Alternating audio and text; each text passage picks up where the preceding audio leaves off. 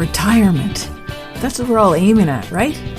But exactly what does that mean? It conjures up visions of endless days of golf, drinks with little umbrellas in them on a tropical beach, feet up, reading a book. Is that what it's all about? I don't think so. Life would get pretty dull after a while without anything meaningful to do. Don't you think? I'm Jacquie Doucette, and I'm on a mission to discover exactly what life is like beyond retirement. Join me while I chat with people who've already done it, who've retired to something rather than from something. Let's find out together exactly what's waiting for us when we say goodbye to that 9 to 5.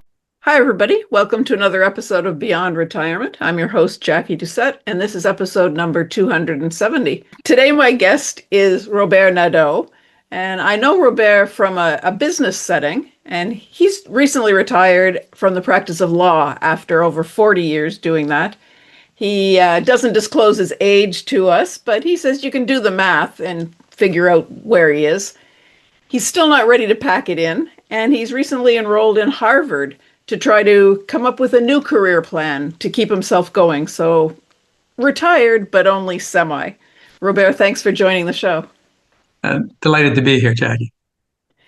So I guess retirement for you is definitely not the end of the road. It's something that you see as maybe a fork in the road as you travel on to new and potentially better parts. Well, yeah, if I can rewind a little bit. Sure. I've been practicing law I was practicing law for 40 years and finally decided to bring that chapter to a close at the end of May of this year. But during 40 years as a business lawyer, employment lawyer, doing all kinds of commercial agreements, contracts, employment issues, litigating in court, drafting and reviewing contracts, and all of that. A big part of all of that was negotiation. In fact, I had the privilege of being asked by the president of the Information Technology Association of Canada. That is the trade association that represents the telecommunications and computer industries. In the early 90s, I happened to be the chairman of the International Trade Committee of that association, and I was asked if I would represent those two industries during the NAFTA negotiations. So they had some high-priced lawyers from Bay Street that were going to represent them, but apparently there was this lobbyist that I don't even know who had been in a meeting that I was at some years before, maybe 3 or 4 years before, with the government, where I was negotiating with the government. He had been in that meeting, and I gather, from what I understand from the president, he was so impressed. He went to the president and says, no, you need to have Robaire leading the negotiation team. Okay. Not these. So I was privileged. That was a real privilege for me. And it was a learning experience too, because this was the early 90s. I was only about 5 or 6 years out as a lawyer starting, but it forced me to dig into what negotiation was all about. And so to learn as much as I could on my own through books and online programs and whatever I could find. So fast forward, over these 40 years, I've done a lot of negotiating, dispute resolutions as well as contracts. So when the time came to retire, by that time, although I had a lot of practical experience in negotiating, my brother, by the way, who's someone you might want to have on your program, my brother, J. Paul Nadeau, he is a former retired hostage negotiator. In fact, if you Google his name, he was Canada's leading hostage negotiator for quite a period of time, operating out of the Greater Toronto area. So he'd been talking to me for years about hostage negotiation, and I was talking business negotiation. They're not the same. They're different. Yeah, that kind of stuff. They're not, business negotiation. I wouldn't want to be a hostage negotiator because, man, you can't fail. You can't fail in that one. I can fail in mine. You can't fail in yours. So, you can keep it. And long story short, we back and forth, we get along very, very well. And so I decided what am I going to do? One of my projects, I may have told you about, Jacquie, before, is about 20 years ago, I started writing an historical fiction on Galileo.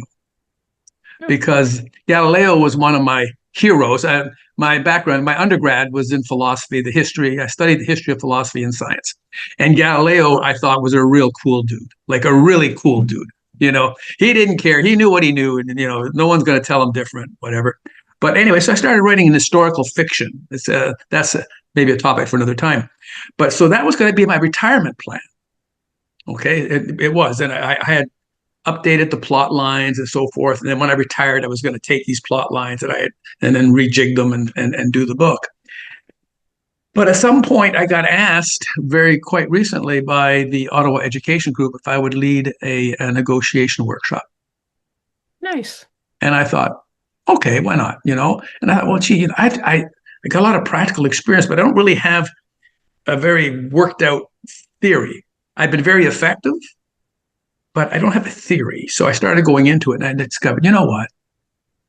Who cares? I know do the math. I'm north of 65, and you can do the math. But you know what?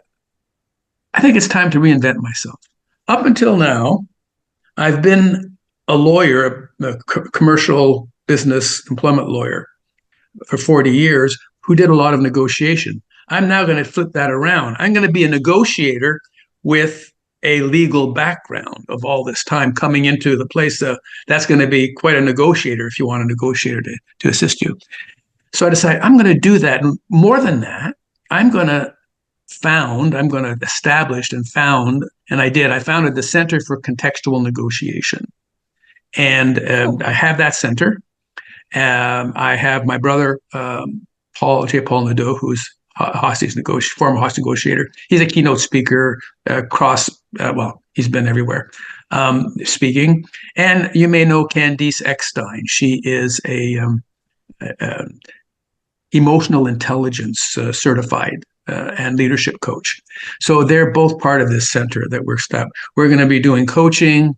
We're going to be doing training, doing a whole bunch of modules, and we're going to hold ourselves out to be hired by companies that may want us to negotiate on their behalf or with their negotiating teams to coach them in negotiation. So that's maybe a long way to tell you that that's the background of where I am today. And so, yes, I decided I'm going to see if Harvard will accept me at my age, if they'll take me in. And I applied to be admitted and be enrolled into the Harvard Faculty of Law program on negotiation and dispute resolution.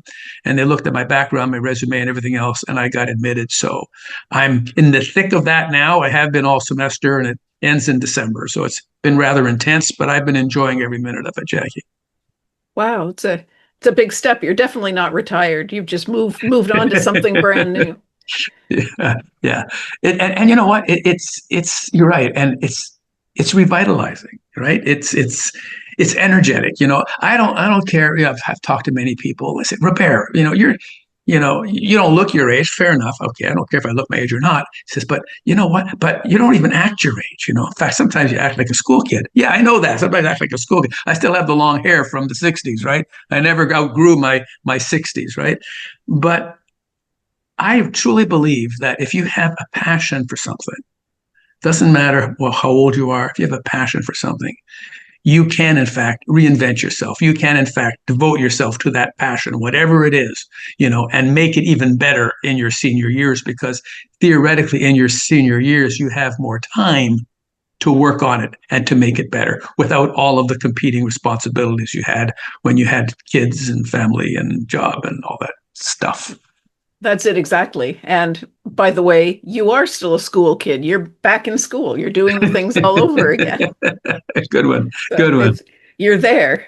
And I think you're right. I think it's important to remember as we get older that we don't have to slow down. It's important to keep your mind going, because that keeps the rest of you going. And if you've got that passion for something, it's going to make you feel younger, so that you can keep going, because the energy is there, the enthusiasm is there, and that shows out to other people. I mean, there's a lot of enthusiasm in you for what you do when you talk about it. You're clearly completely enthralled with the idea of contextual negotiation.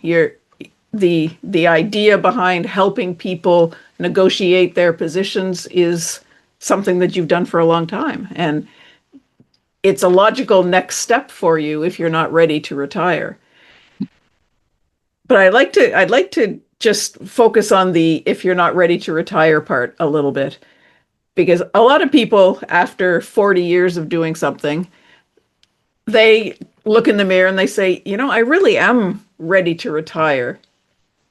What was it that made you say it's not time yet? What was kind of the deciding factor in I want to change and move forward, not I just want to change? Very good question. It happened in two stages. COVID was, a game changer for a lot of us. Most of my legal colleagues saw their businesses, their legal colleagues saw their businesses plummet. Their mine went like a hockey stick upwards. I mean, I had my best billable years during the COVID because of the kind of work I did. For example, much of what I did was commercial leasing. So I'd have my landlord clients come to me and say, my tenants, they can't get into their business. They can't pay my rent. What do I do? I had tenants saying, I can't get into my business. I can't pay my landlord. What do I do? I had employers come to me and say, can I lay off my people? I can't pay them. I can't run my business, but I got a payroll. And I had employees saying, I got laid off. What do I do? So really, it was kind of really, it was good financially. It was good for my business. But, at my age, I was putting in, no exaggeration, I was putting in at least 60 hours a week for a long period of time. Okay. And sometimes more, I've insisted on having Sundays off. And even then, I had to work sometimes. So, needless to say, in early 2023, I decided, you know what? I think it's time. I think it's time for me to retire. I'm starting to burn out. And I think it's time for me to retire. So I spoke to my partner, Philip Kerr, because we had the law firm of Kerr and Nadeau. And he was, he understood. He asked, can you tough it out to the end of the year? I said, sure, I can go to the end of the year. And did that lead you to believe that you weren't really ready to stop? It just turned the corner, maybe? Being a lawyer is stressful. You have to keep up on all of the changes in the law all the time. And courts are making decisions every day. And I have 4 main areas of law. I had to be sure that I was on top of all of the developments in all of my areas of law. So every morning when I go into the office with my morning cup of coffee, I would get a daily update of the significant court decisions that had been made in my different areas of practice. I would take the first half hour to 40 minutes, making sure that I knew where everything was so that I didn't give a client bogus advice because the Ontario Court of Appeal just made a decision two weeks ago on that very point and changed the law. Whoa! And I gave my client the wrong advice. No, that doesn't work in my world. So that was it. But I didn't want to go back to having that stress on me all the time, every day. So what do I do? And wait a second. I don't have to keep up on the law as a negotiator. I've got the background and the skills as a lawyer, and I can easily read up on the law. And when I'm in a negotiation, I can familiarize myself of what the legal precedents are and what the standards are. I can do that very easily without having to keep up. I can do it on a case-by-case basis rather than across the board. So that seemed to be the logical thing to do. Then when the Ottawa Education Group asked me if I would do this workshop, that got me thinking, you know what? Why don't I just flip this around a little bit and just put the negotiation in front and the law behind? And I thought, hey, that's perfect. So that's it. Very nice. Worked out very well for you. It did. Actually, it did. Yeah. Very, very nice. So in keeping with the idea of flipping things, when you talk to people now, you don't say, I'm a retired business lawyer. You say, I'm a negotiator. Is that correct? Not yet. Yes and no. What I say, because I'm enrolled in Harvard now, I'm waiting until I graduate at the end of this semester when I get my certificate. Then I will say I am a Harvard trained and certified negotiator with a 40-year background in law. Maybe you should hire me to coach your team.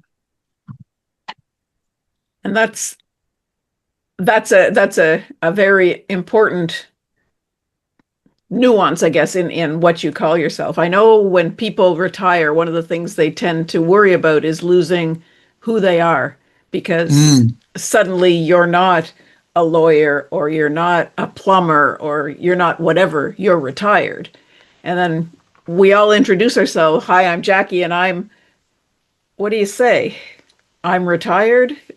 It feels wrong to a lot of people. It feels like that they've given up, that they don't have something to offer anymore. What can you say about that?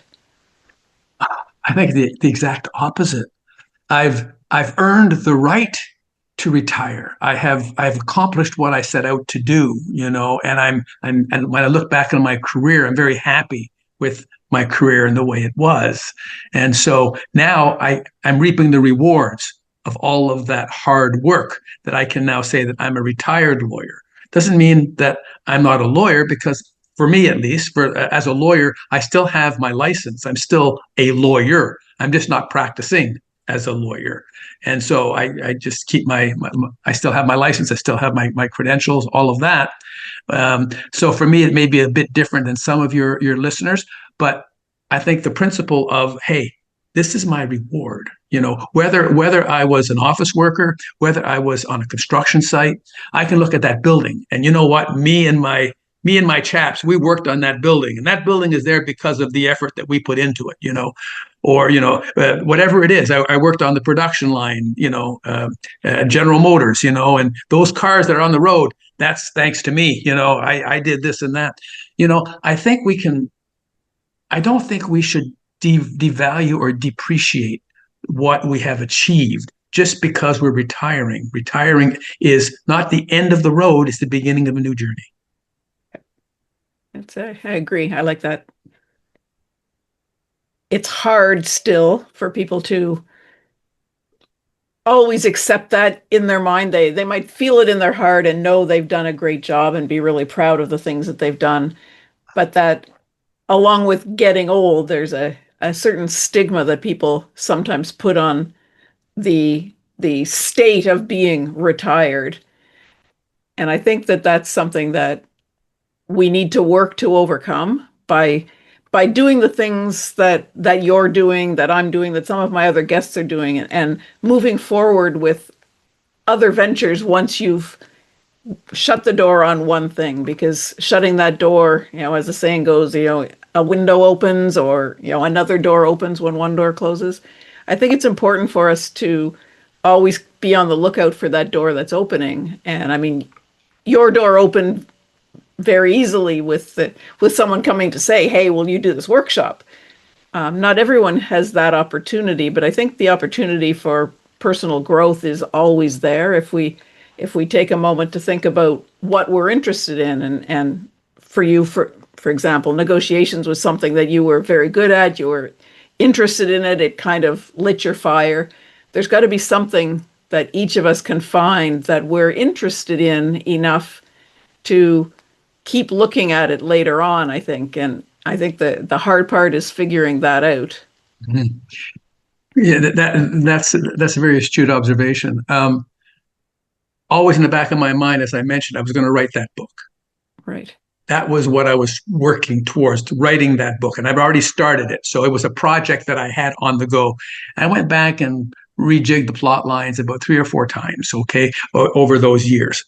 But I knew that I needed concentrated time, because my plan was to actually go to the Vatican and spend 3 or 4 months in the Vatican archives and researching all of that period when Galileo had his dispute with the church, and anyhow, all of that. That was a big part of my historical fiction. It's kind of a cool plot, and I'm still hoping to get that done at some point. Again, I got So, but the point is, I think if your listeners have something that they're passionate about, quite apart from their job, something that's running in parallel. I have something else that we might talk about, another side, but this book was kind of, okay, this is my goal when I retire. When I finally am retired, I can work on this. Hallelujah, and that was kind of it. So if your listeners can develop something or already have something, don't devalue that passion that you have, because that passion is what defines us. It's part of our identity, when people ask me about my Galileo book, you're still going to do it? I say, absolutely, when, I don't know, but I will. I've got the plot lines and I'm going to do it. It'll probably take me about 2 years to write, but 2 years is only 2 years.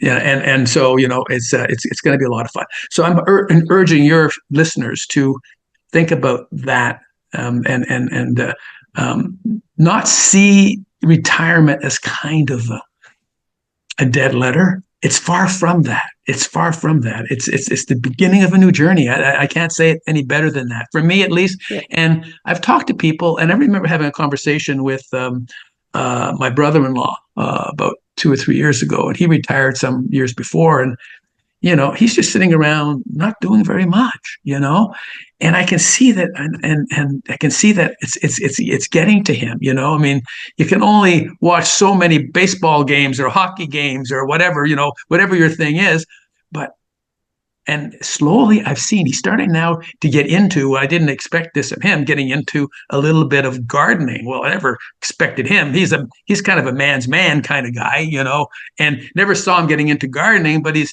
helping my sister with her landscaping and her gardening, and he seems to be enjoying it. So, hey, who knows, right? I guess sometimes it takes a little bit of time to figure out what might interest you. You've got to try a few different things along the way. And I know hobbies are something that we often put by the wayside while we're working.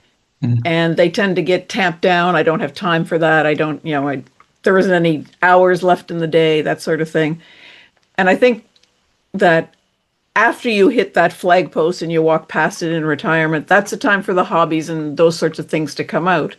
And you kind of alluded to it. I know I've seen your shows a couple of times over the years, and I know that you're really interested in another aspect of life. And maybe you could talk a little bit about that for a few minutes. Oh, thank you for that. Yeah, this is something I made a deliberate decision not to mix or blend that part of my life with my legal. I kept them totally separate and apart, separate website, separate promotion, separate everything. And I rarely spoke about it to my clients, very rarely. But some clients did see me perform. And I said, well, Robaire, what happened to you? So a little bit, what is it?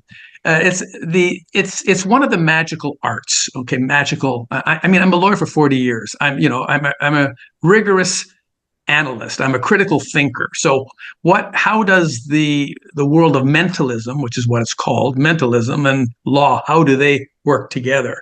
Well, I see them as two sides of the same coin. Mentalism is one of the branches of the magical arts. I like to think of the mentalism that I do as magic for the intelligent mind. That's my tagline, magic for the intelligent mind, because my audiences tend to be a little bit more sophisticated, a little bit more, oh, how did he do that? I don't pretend to really read people's minds, I mean, it looks like I do. I mean, they walk away from my shows thinking, gee, he read my mind. How could he do that? And I tell them at the beginning of my performances, I don't have supernatural powers. Everything I do within the laws of science with the natural abilities we all have, even if I don't understand it all myself. But America's Got Talent has given the magical arts and mentalism in particular new life, because it's established it as a legitimate form of entertainment. So I've been doing this all along, and typically before COVID, I did a lot of shows. I performed in Las Vegas, in New York, Vancouver, Toronto, Montreal. I mean, I performed all over the place before COVID. Lots around Ottawa, because that's where I lived, and a lot of shows. At the same time, so these were stage shows where I was hired to perform on stage for fundraising events and all kinds of things. But COVID kind of put a blanket on it. Yeah, because I tried to do it on Zoom. It just didn't work. I need to see people. I need to see their reaction, their body language. I need to Of really course. be close to them. But I continue to do corporate events and private shows as COVID started to wind down. I got back into doing corporate events and private house parties and things like that. So usually around Christmas time, people have office parties of all kinds for Christmas and for holidays. So they hire me to come and perform, something different than music or different than comedy or whatever. And the thing that I do and the thing that I've noticed is when they come to my show, they're thinking about what I've done for a long, long time after they left the show, because they figure, how did he do that? That doesn't make any sense. So that's the other thing that I've done. I'm going to continue doing that, Jacquie, because I enjoy it. To me, it's kind of something I do for fun, right? I mean, it does pay me a little bit. And now that I'm retired with no steady income, and of course, as a lawyer, no pension, you don't have pension, unlike if you're working for, a public service or something. So this is a bit of getting an income while I'm, enjoying my semi-retirement. And I can say from personal experience that your shows are fascinating. I did spend a lot of time thinking about what you did and how you did it. They're very interesting. Do you mind if I give the website so people that are interested in knowing what I do a little bit more? And Not at all. there's even a short video of the highlights of my show in Las Vegas, so they can see it there. So it's Yeah. www.stateofmind, all one word, stateofmind.ca, www.stateofmind.ca. And they'll find out a lot more about what that's all about. I'll make sure that that's in the show notes so that they can find it later as well. Cool. Yeah. So thanks for asking about that. But again, the message I wanted to leave with your people, your audience, is that retirement is not the end. It's the end of one chapter and a new chapter it begins. Yeah. And we're free to write that chapter. We're free to write that chapter as we see fit, because we have a lot more freedom at that point in time, in theory, Exactly. at least. Yes, that's right. And the experience and the knowledge and the things you need going forward to make the best of it. For sure. Well, I've been following you a little bit, and boy, you've got your irons in so many fires. I mean, you're an inspiration, Jacquie, yourself, with everything that you take on. Really, you are. I mean, people who follow your show and you interview people, but people who follow your Facebook or your other social media know that you're involved in so many different things. So again, you're a good example, a good model for people to say, you know what? Yeah, I don't have to call it quits. Thank you very much. That's nice of you to say. I'm working hard at proving that there is a life beyond retirement, because I was in the Legion one night and I had my shirt on that says Beyond Retirement, and someone looked at me and he says, "Beyond retirement, isn't that death?" Oh. Well, maybe in another 40 years. No. No. 1,000 times no. It's so funny, eh? How we think of things, how we choose to frame the stuff around us, right? How we choose to frame it makes all the difference. And we get to frame it as we choose, okay? Now, we have lenses and we have influences and backgrounds that kind of influence our natural tendency to frame things in a certain way. But once we understand that we're in control of that, it's not in control of us. We're in control of how we frame. And if we're not conscious of that, then it controls us. But once we're conscious of the fact that we control the framing, then we can take control of that when we can do it, and we say, okay, I'm framing. Anything. Look, I can do exactly. Yeah. Mm-hmm. Yeah. Just like your parents told you when you were a little kid, you can do anything. You can be whatever you want. It holds true in retirement as well. Isn't that true? And of course, when they said that, you kind of say, yeah, sure. I can be an astronaut. Sure, I can be an astronaut. Sure, I can be, a Shohei Ohtani, slugger pitcher for the dead. I could be one of those great baseball players. Yeah. Well, you know what? You can be. you apply yourself to it. You can be. You can, at least you can strive to be, and you can strive to be the best example of who you are. Exactly. For me, it's about becoming who we are and developing ourselves into who we are. Okay. And we cannot be more than we are, but we can be every bit, so often we stop before we've attained the limits of who we actually are, the potential that we have. Some people are born with certain gifts, certain talents, certain potentials that others aren't. But no matter who you are, you can always develop your talents, your innate and natural abilities to their utmost degree, and then push it a little bit more. That's it, exactly. Well, Robaire, thank you very much for being with me today. Is there anything else that you'd like to say before we wrap things up for the show? No, just keep up the good work. And if anybody's looking for some good entertainment this holiday, house parties, anything, they know how to reach me. I'd be happy to do that. And just keep up the good work. I'm really delighted that we reconnected, Jacquie. Thank you very much. I'm really glad you were here today. And that's it for this episode of Beyond Retirement. Thank you so much for hanging out with me. I hope you enjoyed it. Are you ready to start rocking your retirement? Head on over to www.beyondretirement.ca/rocking it and sign up to plan out your own roadmap for retirement. Don't wait till it's too late.